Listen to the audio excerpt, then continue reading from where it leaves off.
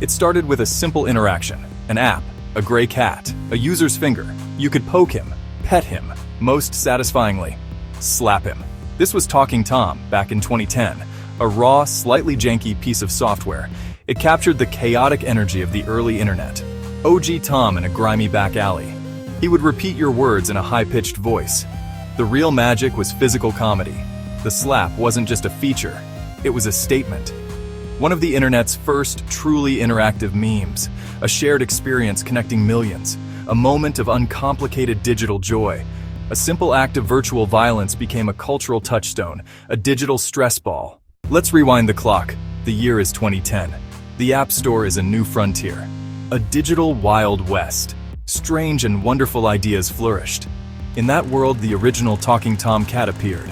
No complex lore, no cinematic universe, no in-app purchases for stylish outfits. Just Tom, a skinny gray cat, standing in a dimly lit alley, next to overflowing trash cans. Simple design, stiff animations, a grimy background. Fans call this the timeline they tried to erase. The appeal was immediate, voice mimicking, a novelty. Interactivity, the main draw. Give him a carton of milk. He'd guzzle it down. The slap was the centerpiece. Tap his face. He reels back. Then, things began to change.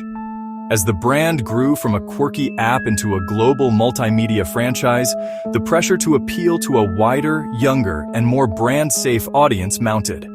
The gritty alley was replaced with a clean apartment, brightly lit apartment. The janky, endearing character model of OG Tom was smoothed out, given bigger eyes and a friendlier, less scraggly appearance. The slow, creeping process of sanitization had begun.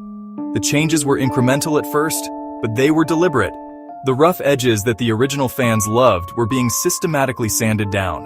The turning point for many was the introduction of what the fandom derisively calls the snack suit era. Side by side, OG Tom Snack Suit Tom. This refers to a series of updates and new media, particularly an animated series. Tom and his friends were no longer chaotic agents of slapstick. They were now sitcom characters with defined personalities, storylines, and moral lessons. The infamous slap was gone, replaced by gentle pokes, or in many cases, no negative interactions at all. The corporate silence was deafening, but the internet never forgets. As the official Talking Tom channels filled with bright colors and sanitized storylines, a counter-narrative began to bubble up from the depths of forums, Discord servers, social media. This was the birth of Team 2010, a decentralized coalition of veteran fans who refused to let the original timeline die. Their rebellion didn't start with a manifesto, it started with a meme. Specifically, it started with the revival of the slap. They used old screenshots, screen recordings, and fan art to remind the world of what had been lost. Their primary weapon was meme warfare. They would flood the comment sections of official YouTube videos and social media posts with messages like, "Bring back the alley. Where's the slap?" They created comparison memes, placing the gritty, expressive OG Tom next to the bland, smiling snack suit version. The contrast was stark and deeply effective. These memes weren't just complaints. They were cultural artifacts, little packets of nostalgia and defiance that spread like wildfire.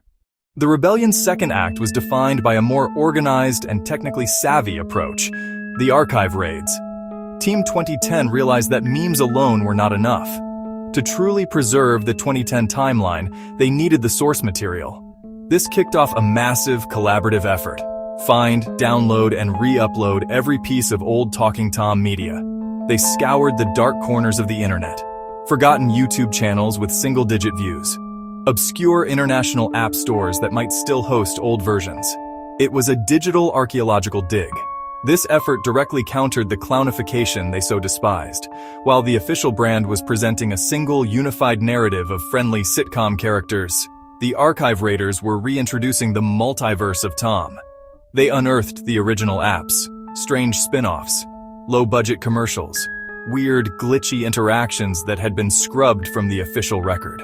They created torrents, Google Drive folders, and dedicated pages on the Internet Archive, ensuring that OG Tom could never be truly erased. This act of preservation was an act of defiance. In the final act of this digital saga, the sheer volume of fan-driven content began to overshadow the official narrative. The memes, the archives, the constant calls for broomstick chaos created a feedback loop. New fans would seek out the archives, play the original games, and join the ranks of Team 2010. The movement became self-sustaining. The fandom had successfully built a living museum and cultural center around a character that its own creators were trying to fossilize in a family-friendly mold. The alley was being rebuilt, one shared APK file at a time. The ultimate victory was not in forcing the company to change course. Corporate strategy is a slow-moving beast, and the Snack Suit franchise was too profitable to abandon.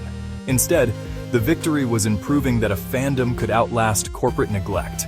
They demonstrated that a brand's identity is not solely determined by its owners, but by the community that loves it. By preserving and celebrating the 2010 timeline, they ensured that OG Tom would coexist alongside his sanitized successor, a constant, grimy reminder of the brand's chaotic roots. The final slap echoed once more, not from an official update, but from the thousands of phones running archived versions of the original app. It echoed in the memes that continued to circulate, in the fan art depicting the grimy alley, and in the comment sections that had become a permanent monument to the 2010 era.